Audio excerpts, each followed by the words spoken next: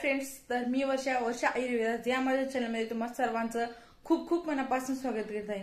तर असं मी सकाळपासून चेहरा धुतलेला नाही, याचं कारण असं आहे की मी तुमची मस्त अशी ब्युटी टिप्स शेअर करणार आहे आणि तेही एकदम झिरो बजेटमध्ये घरच्या घरी आणि 3 स्टेपमध्ये पार्लर सारखा ग्लो कसा येईल। आणि आता संक्रांत येत आहे आणि संक्रांत म्हणलं की लेडीजचा नटण्याचा सजण्याचा धजण्याचा सण। तसं काही नाही कारण की हिवाळ्यामध्ये सुद्धा ना आपण बॉडी लोशन लावतो, मॉइश्चरायझर लावतो आणि मग बाहेर गेल्याच्या नंतर मग धूळ आपल्या स्किनवर येऊन बसते, मग ब्लॅक हेड व्हाईट हेड।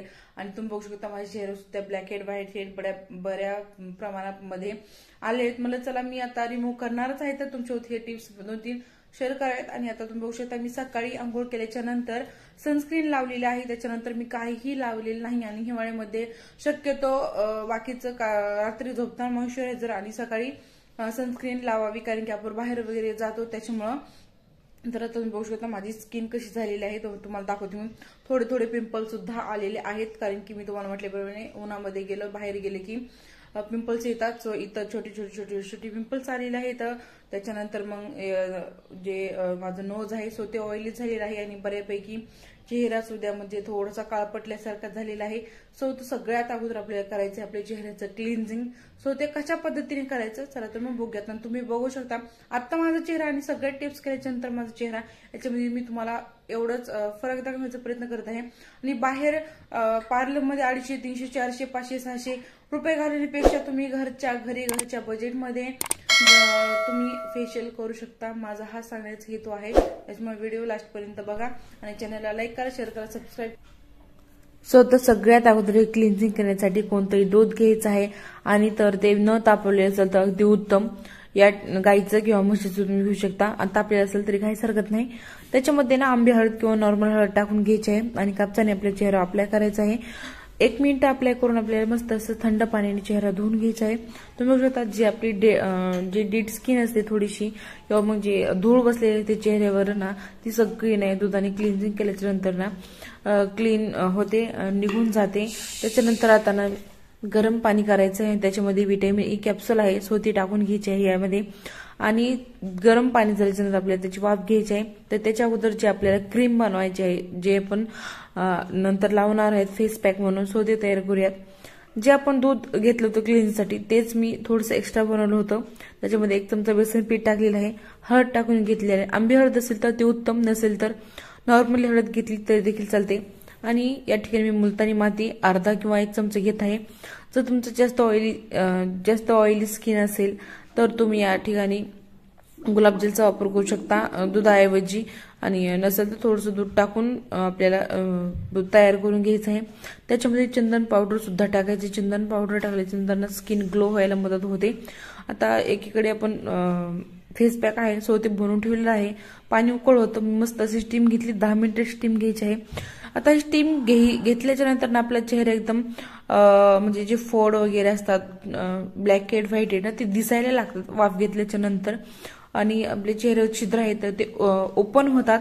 तर त्याच्यानंतर काय करायचं आपल्याला अशा पद्धतीचे पिन असतात आपल्या घरामध्ये किंवा ब्लॅक हेड व्हाईट हेड काढायची एक स्पेशली पिन भेटते, सो त्या पिनाने आपल्याला काढून घ्यायचं आहे।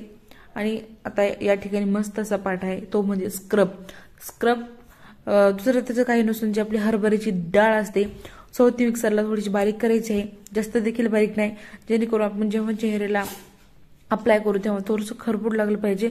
आणि याच्याऐवजी आणखी एक तुम्ही स्क्रब वापरू शकता। या ठिकाणी जे आपले हिरवे मूग असतात सो ती मूग सुद्धा मिक्सरला बारीक करून हे 2 स्क्रब घरच्या घरी झिरो बजेटमध्ये आपले तयार होतात। आणि आठवड्यातून 2दा आपण जर ह्याचा यूज केला तर आपला चेहरा अप्रतिम रिझल्ट देतो।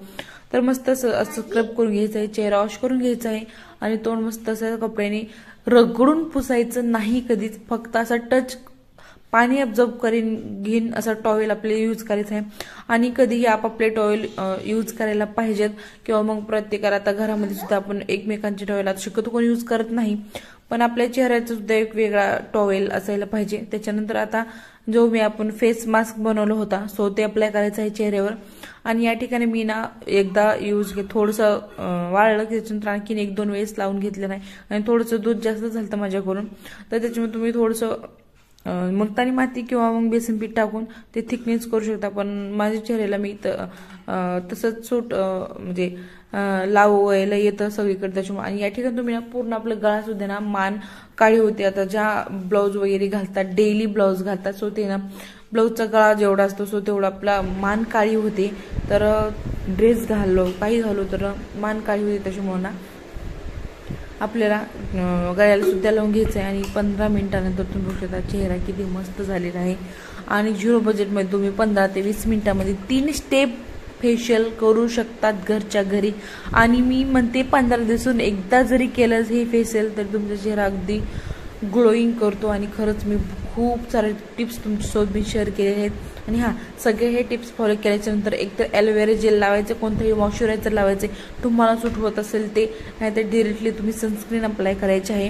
कारण की आपण 3 स्टेपने आपल्या चेहऱ्यावर मसाज वगैरे केलेला आहे, त्याच्यामुळं त्याला तर रिलॅक्स करायचं आहे. त्याच्यामुळं लास्टला ॲलोवेरा जेल मी या ठिकाणी लावून मॉइश्चरायझर लावून घेतलेला आहे. कारण की ॲलोवेरा जेल आत्ता माझ्यापाशी संपलं होतं आणि कोरफड किंवा कोणतंही रात्रीचा म्हणजे रात्री झाडांची पाने वगैरे तोडून येत असं म्हणतात. आणि फेशियल कधी रात्रीच करायचं झोपताना, जेणेकरून दुसऱ्या दिवशी आपला चेहरा फ्रेश ग्लोईंग होतो. आणि ओपन स्पोर्स चेहऱ्यावरचे छिद्र मोठे झाले त्याच्यामुळे कोणतीही आपण क्रीम वगैरे लावतो ती डिरेक्टली चेहऱ्यामध्ये लागली